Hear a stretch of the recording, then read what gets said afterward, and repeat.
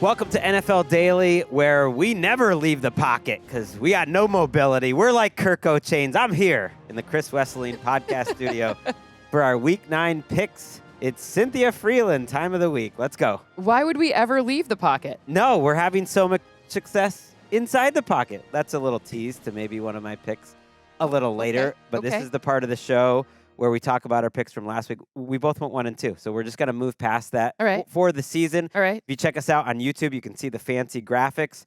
Cynthia is 1 game up on me. She's 500. I'm 1 back. You know what stinks? I actually looked at our record against the spread for the whole season on game debut, and it's much better. We're both well over 500 picking every single game. When we're so that just means that our time is coming and that we're going to have some great picks, because the picks for this show I feel good about this week. You're going to start us off. 3 picks against the spread.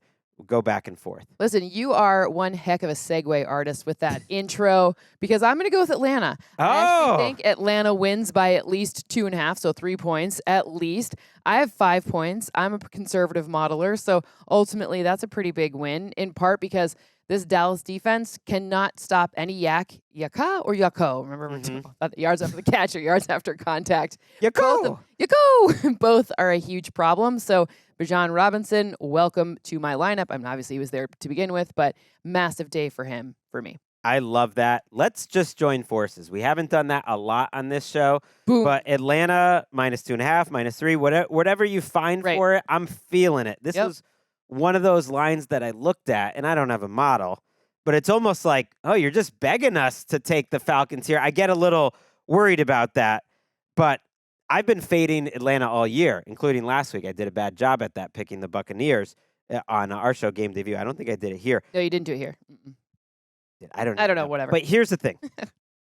They have a good running game. Yep. At the beginning of the season, it was like, can you marry up the shotgun, the pistol concepts of Kirk Cousins with the running game? When I look at it, it doesn't look married up, and yet it's very effective lately. So going up against Dallas, whether they have Micah Parsons back or not, 4th in overall offensive efficiency. And then this is a bad defense for the Falcons. That's why I haven't been in on them all. But I think this is a week that they can survive. So I looked at the DVOA. So that's total efficiency. I know there's different metrics. And I'm like, am I crazy here? In total efficiency, Falcons are about 13th on the season. The Cowboys are 26th. Like, this is not a good team. They're just been like a team that Vegas hasn't given up on. And then finally, they broke out those Outcast sweatshirts this week. I don't know if you saw that, the Falcons Outcast collab. You're not going to lose. We're going to have a lot of Outcast sweatshirts this weekend. You cannot lose wearing that sweatshirt. Like, it is like undefeated sweatshirt, and we haven't even seen them play a game in it yet, but we know they're already undefeated after having that collab. Yeah, and you look like you wanted to tell me more about the bad defense. And no. I just want to talk about this. Like, that's some good swag right there. Like, whoever's doing that partnership, A+. Good job. Yeah, maybe they'll be at the stadium, and so I'm feeling Atlanta -3. We've got 4 units in this game, 2 pretty bad defenses, 1 pretty bad offense, and then 1 Falcons offense. I'm believing in the Falcons offense at least. All right, so we're on that together. So we got through that quickly. What is your second pick? Well, all right. For my second pick, I'm going to go the Buffalo Bills and 6 points. So they have to cover at least a 6-point spread. They win by at least a touchdown. The number 6 I enjoy because 7.5 is a crappy number. 6 is a much more palatable number. This means the difference between 1 possession or 2 possessions. So I'm looking at the opportunity to beat Miami at home. They get Von Miller back. They already have Greg Rousseau, who's been bringing the heat. Obviously, we know that they're going to try to run the football. Devin Achane in 3 games have had 3 great games against the Bills. However, getting that quick passing game going and the rhythm back, I don't know if Buffalo is the place that Tua's going to be able to make that happen. And also last week, we saw some sort of like confusing data from their defense, which had been playing pretty well, them being the Dolphins defense, clearly not the Bills defense because they did really well in Seattle. But ultimately, I don't know what to trust about this defense, and I trust a lot more about what I've seen from Josh Allen on the offense. Yeah, I think their toughness will be tested. We'll see if Zach Sealer plays in this game, who's a really important part of that Dolphins defense. But Jalen Ramsey has not been Jalen Ramsey. He hasn't. Giving up some in coverage, and Buffalo can beat you 2 different ways. They can just grind you to dust like they did to the Seahawks. They can obviously make big plays in the passing game. We saw Kyler Murray outside the pocket doing that last week, inside the pocket as well. Josh Allen, even better at that. I'm with you. I'm now writing that down in my little extra picks because the box is box I is feel like back. it's like a really honored place Yeah, to be. because I do feel that in my soul. This matchup has been so bad in the Mike McDaniel, Sean McDermott era. I don't really like going back to past years too much, but when it's a specific coaching matchup and you've lost 5 straight and week 2 with Tua out there, they were up 31-10 before Tua got that injury. So I'm with you there. That's not going to be one of my top 3 picks, though. And you were right. I did not take the Bucs on this show last week. So Okay, you, good. You have a good memory. I was pretty sure you didn't. All right, but we do those shows together, so they kind of mix together. My top pick, Let's hear it. Washington -4. Okay. On the road. Now, I get it. I could see why models might agree or disagree. I don't even know. Does yours agree with me? Okay. Strongly. That was one of Okay, that good. was in contention. Feel free to take it as your third. There's no rules. We could just I want to add a align on different things. one for my third. Fun. Yeah. So I get it why it's only 4. It's a road team. It's a young team that you're still learning about. It's a division matchup. When they first played, believe that was week 2, very close. The Giants actually felt like they should have maybe won that game. But sometimes I don't want to get too complicated. It's 2 teams heading in opposite direction. Washington has passed every test throughout the course of this season. I know they could have lost last week. Doesn't matter. To me, they outplayed the Bears. They look like a quality team. 2 quality teams. It comes down to the end. Washington won. These are not 2 quality teams. Going back to overall efficiency, Washington, 9th. Giants, 25th. Not close. Special teams. Giants have been terrible week after week after week in special teams, giving up big returns, not making their kicks. 31st, Washington, 7th. Here's some more numbers. Since week 4, this Washington defense, which was supposed to be the weak side, that's a pretty long sample now. Since week 4, I'm including week 4. That was the Arizona game. 2nd in EPA per play allowed. 4th in total points allowed per game. They're getting it done. Steve Weiss was in this studio and saying how they've really simplified things. They're playing fast. Now, when they play better opponents, do I think their defense is going to be world beaters? No, like we saw what happened against Baltimore. But this is not a world beater. There's no home field advantage. Everyone's sick of Daniel Jones in New York. They could be booing by the middle of the second quarter. There's nothing really to feel good about. And so I could see it being close in the middle of the third quarter where it's still at the 4 or it's at 7. But I really like Washington. I think they're a real deal team, and I don't believe in the Giants at all. Completely agree. I'm going to give, just because New York's had a hard week and like we're LA people, even though maybe not LA fans, like, I'm the Dodger, whatever. So I've jumped on board with the Dodgers. Dexy's good. I mean, Okay. they're really good. They have Sure. the most sacks in the league. And Dexter, who when I want to like meet him and become friends with him, just so I can be like my friend Dex, I just feel like that would be good. They've been good with that. And also on the other side, Bobby Wagner in this defense, like I understand he's not the youngest cat on the block, but his ability on that Washington defense to be that guy, the voice, the quarterback of the defense, or whatever you want to call it, but basically not miss tackles. Their tackle efficiency rate, meaning how they've stopped teams from getting Yako to he just loves when he does that. But yeah, like that's been a really big difference maker for this Washington defense. I'm totally on the same side as that. Good. That was one of mine for sure. I like it. And yeah, Tyrone Tracy, who had been breaking a lot of tackles, playing well for the Giants. They have a good rookie class. But he might not be playing. He's probably not playing in this game coming off of a concussion. So that's my second pick. We're both in on Atlanta. Yep. I take Washington. You had the Bills. What is your final pick? In the Battle of Appalases, the one in Minneapolis on Sunday night, I think there's a number 5. If I like the number 6, I certainly like the number 5. So Minneapolis with 5 points to win in Minneapolis against Indianapolis to see who wins the Battle of the Appalases. I wonder if Colts fans will travel. That's not too far to Minneapolis, relatively. It's not You close. drive to that? No, I guess you not. have to like take a Delta Okay, flight, explain why, because I want to know why the model you think likes the Vikings better, because I got to admit, Indy +5 is on my little box list. But it's not my third pick, but we're going to go against each other on that. Yeah, that's fine. We got to go against each other on one of them. Yeah. A couple of reasons. I know Joe Flacco's starting, but when it comes to the types of blitz that Brian Flores likes to execute, last week against the Rams, things were wonky at the end. When we were doing anything we were doing for our shows, we did not know that Cooper Kupp was for sure playing, and we certainly didn't know that Puka Nacua was playing until the 90 minutes prior. Right. We didn't know. So there was a lot of things that were different, and they could have won that game. It's not like it was such a huge butt kicking that it was super convincing either way. So the types of blitzes that Brian Flores likes to throw out there, they're not as easy to execute. Michael Pittman's maybe not playing. Mhm. That's not great. Is Josh Downs fully healthy? I know Jonathan Taylor's supposed to play in this game, and their O-line is good. However, the way that defense executes, it's just going to be very hard, even though Joe Flacco's a much better thrower. Joe Flacco is a great thrower. Yeah. You're maybe convincing me almost to cross out. So I kind of get why, like, you look at the numbers because they're over the course of the season are maybe more meaningful than just the last 2 weeks. But there is an eye test thing that, okay, quarterbacks who can understand a little bit what Minnesota's doing, attack the middle of the field, copy a little bit what the last two offenses have done. Could Joe Flacco do that?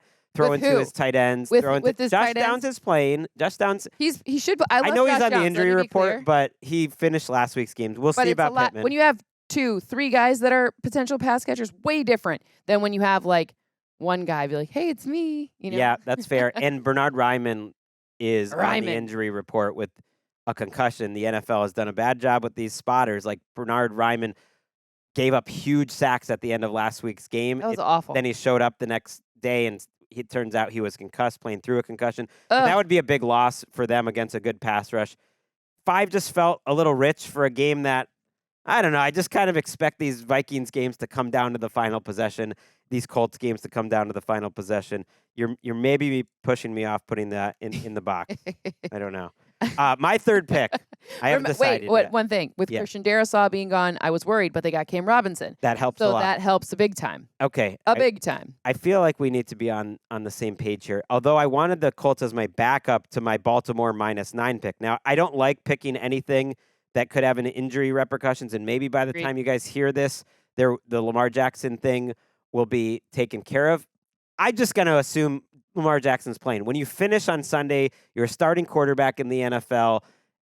Almost certainly, this is a guy who's played through a lot of things. You're playing the next week. That said, he's missed practice Wednesday and Thursday. That's never a good sign. It's never a good sign when John Harbaugh says it's a rest day, but then he shows up on the injury report as a knee back. I don't care. He looked good last week. I actually thought he played well against Cleveland. His offensive line didn't, and that's a concern this week.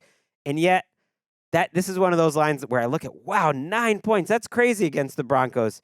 And they're almost begging you to take the Broncos. And I'm not going to do it. This is maybe a spiteful pick. I'm not believing in the Broncos. I believe they're fine. I believe they're like 8-9.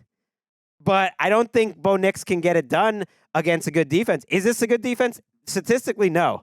But I do think it's a great team overall, and great teams respond. That was a division game last week, a matchup they've had some struggles with against Cleveland. You're coming off a loss.